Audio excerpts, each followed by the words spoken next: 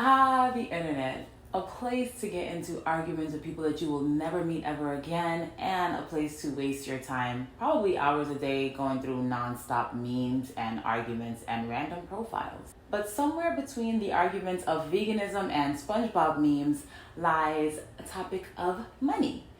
So I actually wanted to go through Twitter and see what do the Twitter folks know about money, and is it true or is it not? So if this interests you, be sure to stick around to the end for all that and more. It's Crystal with the Cash Compass.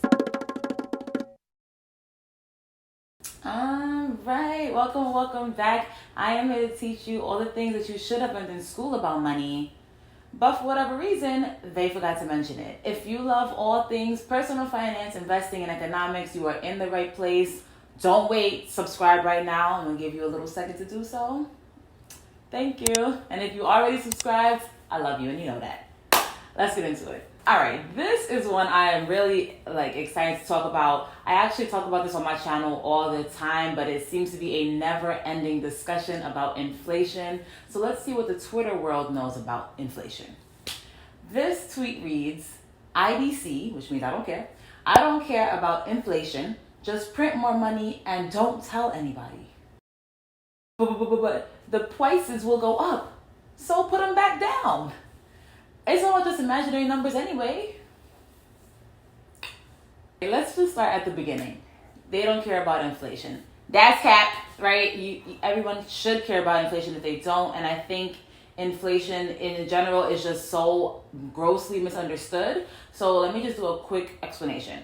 Prices going up is not inflation. I hate to be that person, to be all about semantics and whatever, but prices going up is not inflation.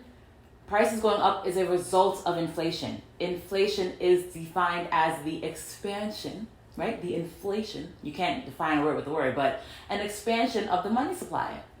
A result of expanding the money supply and what they said, printing more money, causes prices to rise. Okay, so it's two different things, just so we're clear. But because people use it so interchangeably, it's almost like it doesn't matter to distinguish that. Okay, so and then they go, don't tell anybody. What do you mean don't tell anybody? All money is loaned into existence, okay? So there's no way that you can just print more money and don't tell anybody, right? Because in order to get money into the system, they need to take that off of somebody's hands, some sort of debt off of somebody's hands, okay? So it's either you're walking into the bank and saying, I want a loan, and then they issue out that money, creating more money, inflating the money supply, right? And you know about it because you are now in debt, right? Or it's things like, treasuries that are getting purchased from the Federal Reserve. They're giving that and created money to these banks. So the banks know. I mean, someone's going to have to know. You can't just do it and don't tell anybody. What do you mean don't tell anybody? Are you dumb? And then it says, put the prices down.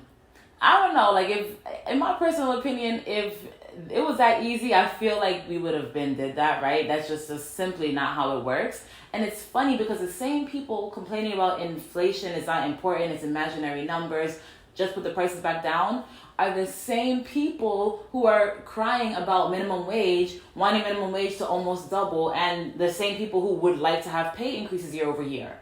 Excuse me, that's prices going up, right? If you don't want inflation, if you want prices to go down, let's start with your paycheck.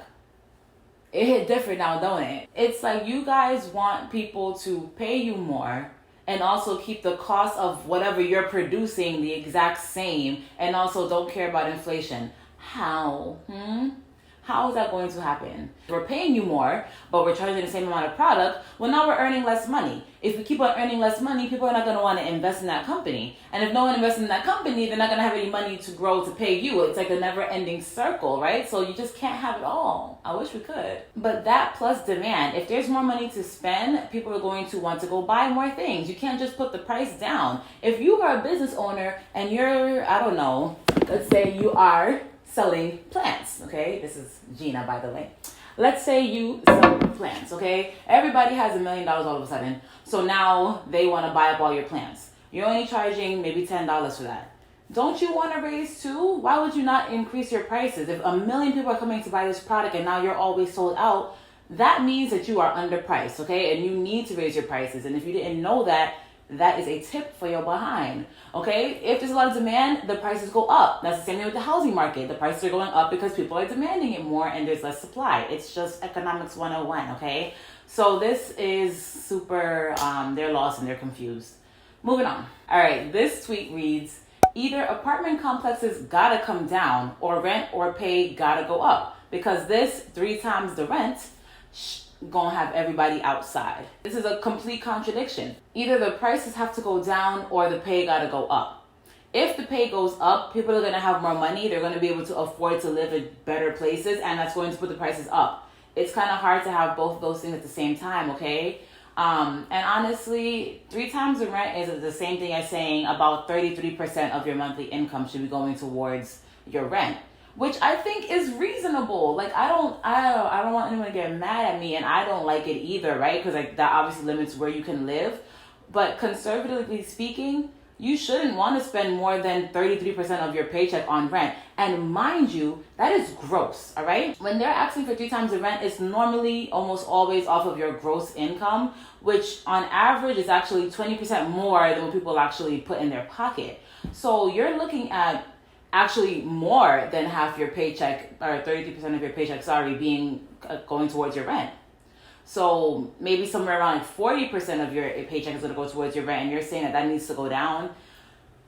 No, that doesn't make any sense. You should want to spend a little bit of money, right? Because let's say you're putting 40 or almost half of your money towards your rent. Then you got to pay for food. You have to handle all your debt. You want to actually live your life.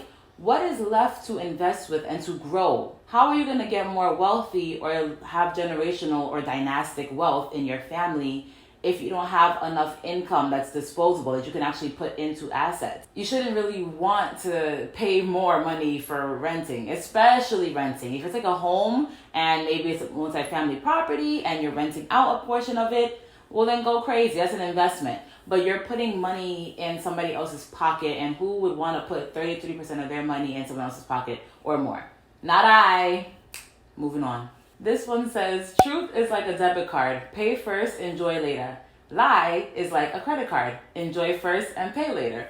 Now, while I would never condone anybody to lie, of course, do what you feel is right, but I am not going to encourage lying. I will say, however, if I had to pick between the truth and the lie in this tweet, I'm lying. I can't tell you the last time that I have used my debit card. I don't really believe in using debit cards. Yes, I still have a checking account. I actually have 2 checking accounts. One is for all my bills and the other one is just for my spending money, okay? But I always use my credit card and I pay it off with my checking account, all right? Why? Because credit cards are building your credit, right? There aren't many instances of debit cards actually building your credit. Credit cards are literally known for building credit. It's literally called a friggin' credit card, okay? Having access to credit is going to open the door for you to investments that you would otherwise not be able to afford, right? Like people buying houses or even buying cars, right? Not that you should buy a car because that's not really a good debt to have, but let's say you buy a house. Most people do not have $300,000 saved up to just go buy a house out there in cash. It's good to have credit because then you can have access to these assets you otherwise would not have access to, okay? Outside of that, you're obviously getting a whole bunch of great benefits. You're getting cash back. You have a lot of protections. And debit cards have come a long way. They do have certain protections as well. But you have travel points and you have cash back. And that to me is, I get so much cash back. Like I always get at least once a month, I get something for free. And that's because I use my credit card and not because I use my debit card at all. And if that all doesn't sound good to you, you also have an interest-free loan every single month. Okay, depending on how you time it, like let's say you have a brand new month and your pay period just started over.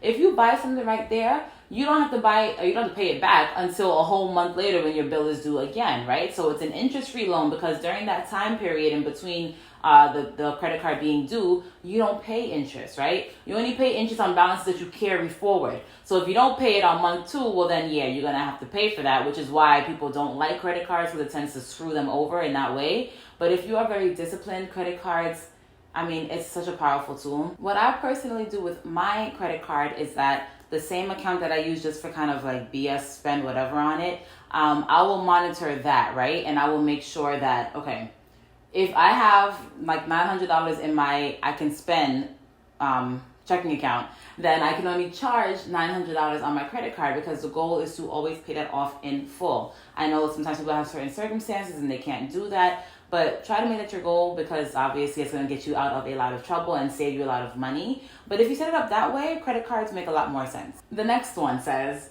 the concept of debt is so dumb. We are literally floating in space, right? And that was in reference to them announcing that the world's debt had hit 281 trillion with a T dollars, okay?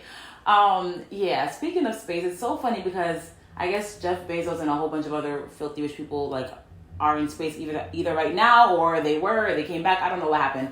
And I thought it was super tone deaf that he was like, oh, thanks to the Amazon employees that you got me in space. It's like, well, I understand he's trying to be thankful and I get it, but it's just so tone deaf. Like nobody wants to be packing up boxes while you're floating above our heads. That reminds me of a time where I was at church and the pastor just casually mentions like, yeah, I was on my boat that you guys paid for this Saturday. And I was just like I get it. You can spend your money however you want to, but some people are tithing, looking for miracles, and you over here driving that boat, okay?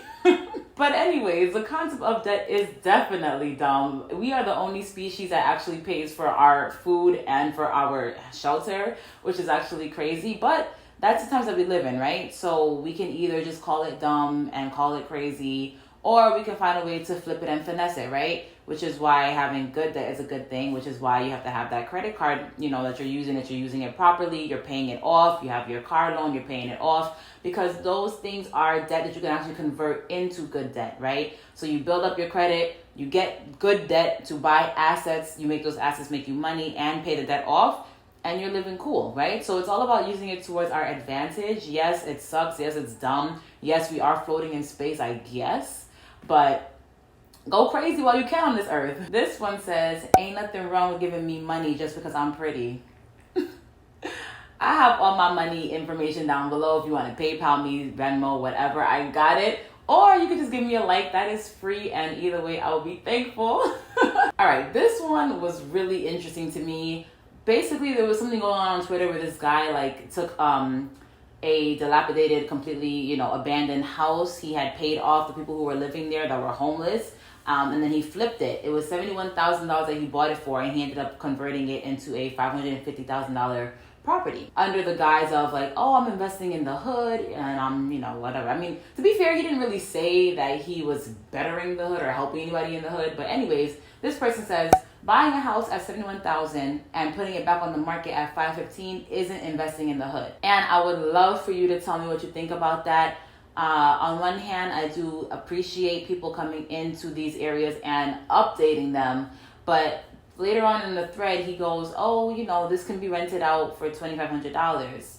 Most people don't have $2,500 a month to rent out anything, right? Let alone a house, and then they still have to pay other things to maintain the house. I don't know if that number included property taxes or what, but there's so much more expenses to consider. And given that the average household is $60,000, around $60,000 is the average household. The median income is $35,000 or so. So two people in the house is maybe around $60,000. That is not a lot of money. $2,500 would be a good bulk of their paycheck. So you're definitely gentrifying, right? And it doesn't matter if it's a black person gentrifying or a white person gentrifying, it's still gentrification. So for him to go and say I'm profiting off of poor people, I don't know. That's also tone deaf, okay? People on the internet are very tone deaf.